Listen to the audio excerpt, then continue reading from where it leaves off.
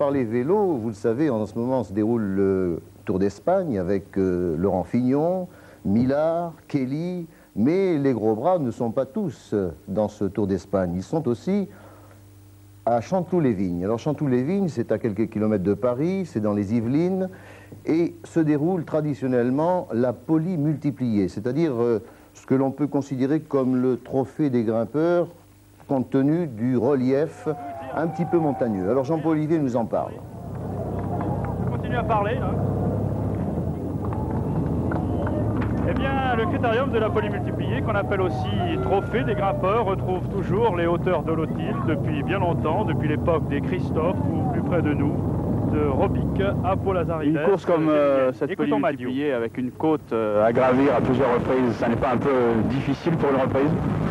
Bah, c'est toujours difficile, même quand ça n'est pas une reprise. Alors donc là, ça va être encore pire aujourd'hui, surtout que la pluie a l'air de vouloir s'en mêler. Mais bon, ça fait partie des inconvénients du métier de coureur cycliste. Vous avez l'air optimiste, c'est donc la santé est revenue, quoi. Bah, elle n'est pas tout à fait revenue parce que j'ai toujours un problème à une cuisse. Je crois que j'ai pris un coup cet hiver en cyclocross et j'ai toujours une douleur à l'intérieur d'une cuisse. Et bon, c'est pas la grande forme. En plus, vous devez l'entendre, je suis un peu enrhumé. Donc ça pourrait aller beaucoup mieux maintenant. Bon, il y a des bons, il y a des moins bons moments. Et puis là, je dois être dans une mauvaise passe en ce moment, mais ça va s'améliorer. Voilà, ça n'était pas pour l'heure Eric Caritou, c'était Marc Madiot après sa chute de la panne qui revient donc en condition. Et ici, les jeunes de l'équipe de France apercevaient le numéro 35, on en reparlera, c'est Gilles Sanders, qui vient de gagner cette semaine même le ruban des granitiers bretons, donc une belle épreuve amateur.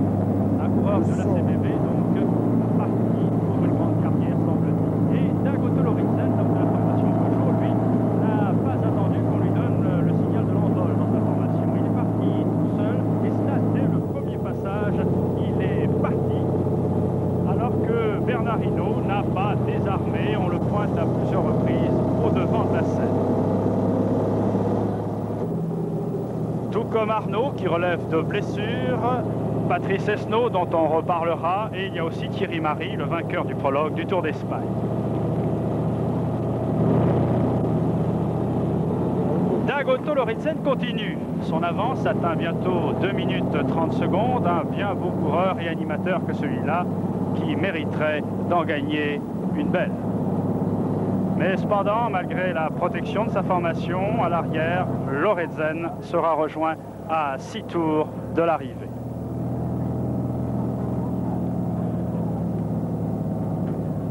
On attend plusieurs réactions de l'arrière. D'abord, celle de Jean-René Bernaudot. Le Vendéen est aussitôt flanqué d'un coéquipier de Lorenzen, en l'occurrence du Britannique Sean Yates, déjà en vue dans l'Amstel Gold Race samedi dernier. Bernaudot, ici, à la recherche d'une belle victoire. Tout comme Sean Yates, d'ailleurs.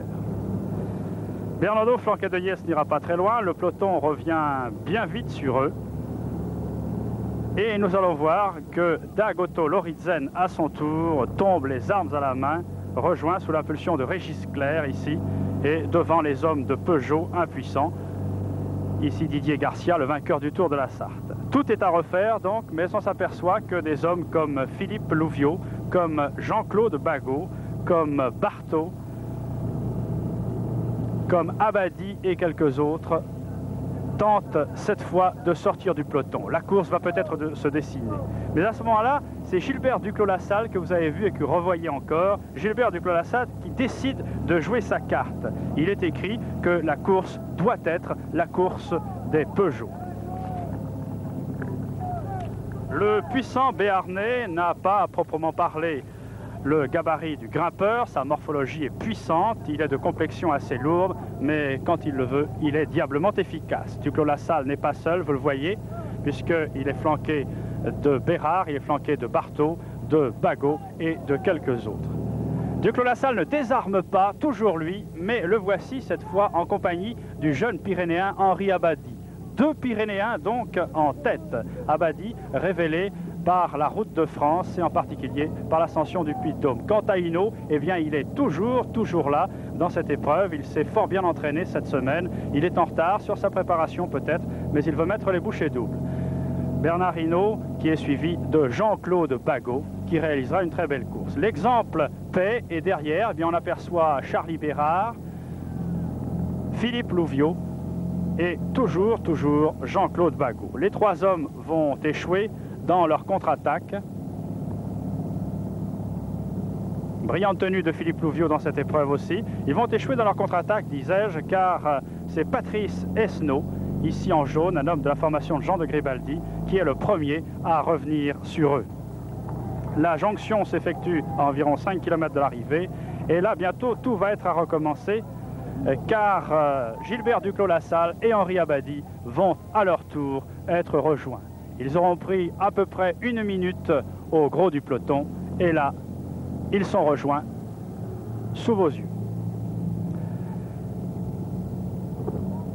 Et tout va véritablement se jouer dans la dernière ascension de la côte de Chanteloup, où Éric Caritou, spécialiste des terrains pentus, l'homme du Mont Ventoux, l'emporte, devant Descrions, coéquipier d'Esnault, et le troisième Gilles Sanders, étonnant Sanders, premier des amateurs, que vous entendrez tout à l'heure après Éric Caritou. Il y a ensuite aux places d'honneur Biondi, Munoz, admirer les hommes éprouvés par un parcours particulièrement rude. Éric Caritou, vous êtes parti à quel moment exactement? Il y avait Esnault qui était échappé depuis 2 km et l'équipe Fagor a bien roulé jusqu'au pied de la bosse. Quand il arrive au pied de la bosse, près à 800 mètres de l'arrivée, j'ai attaqué et je me suis pu retourner. J'ai vu qu'il y avait un coureur dans la roue de casse, mais je n'ai pas fait attention et à 200 mètres de l'arrivée, j'ai accéléré et bon, je suis arrivé tout seul. On peut dire que votre formation a été l'une des plus en vue dans cette polymultipliée. Vous aviez des ambitions au départ, en quelque sorte? Oui, ça fait 2 courses qu'on fait déjà, qu'on passe chaque côté de la gagne, mercredi et dimanche dernier. Et aujourd'hui, bon, comme elle est encore plus dur, on a dit aujourd'hui il faut essayer de gagner et tout le monde était bien motivé. L'équipe a bien couru, on était allé dans tous les coups et c'est dommage pour Henri, mais on avait un peu peur qu'il soit un peu juste à l'arrivée contre Duclos-Lassalle. C'est pour ça que derrière, quand il se trouvait à 3 Fagor, on a roulé. C'est revenu au pied de la bosse et après j'ai attaqué et ça s'est passé comme ça. On vous a vu à quelques places d'honneur en début de saison, mais vous n'avez pas fait véritablement jusqu'ici ce que vous escomptiez. Alors là, c'est un peu une revanche sur le sort. Non, ma foi, j'avais bien préparé Paris-Nice, mais je suis tombé sur un super Kelly et bon, je n'ai pas eu beaucoup de chance. Si Kelly avait moins marché, peut-être que j'avais plus de chance pour gagner Paris-Nice, mais Kelly était trop fort. Et après, bon, je suis parti faire les classiques en Belgique, il faisait très froid et moi j'aime pas le froid. Et là, ça fait 3 courses qui fait un peu meilleur et je suis mieux. J'espère qu'avec la chaleur, ça va arriver. À nos côtés maintenant, Gilles Sanders, on peut dire que c'est le ruban granitier breton qui vous a transformé. Disons que je sentais que la forme venait depuis début mai. J'avais gagné le Grand Prix Boulogne, deuxième à Barentin. Bon, il se trouve que je gagne le granitier et je suis venu ici avec des ambitions. Je me suis fait un peu soucier au départ avec la pluie parce que bon, je suis pas tellement à l'aise sous ce temps. Mais dans les 3 derniers tours, avec le soleil qui a fait son apparition, les jambes se sont débloquées et au sprint j'étais très bien placé. Bon, j'ai fait une bonne place qui me satisfait.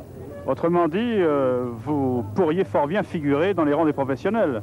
Disons, c'est mon ambition. Bon, maintenant, j'ai la saison, j'ai les différents challenges que j'aimerais bien remporter. Et bon, disons, c'est un travail de groupe, on est dans une bonne équipe, la CVB, ma famille m'aide beaucoup. Disons que j'ai mon frère pour me conseiller. Et cette année, on a tout mis de notre côté pour réussir et la preuve, ça marche. Alors que nous assistons ici à l'arrivée des autres concurrents, victoire logique d'Éric Caritou dans la polymultipliée. Ici Chanteloup, à vous les studios.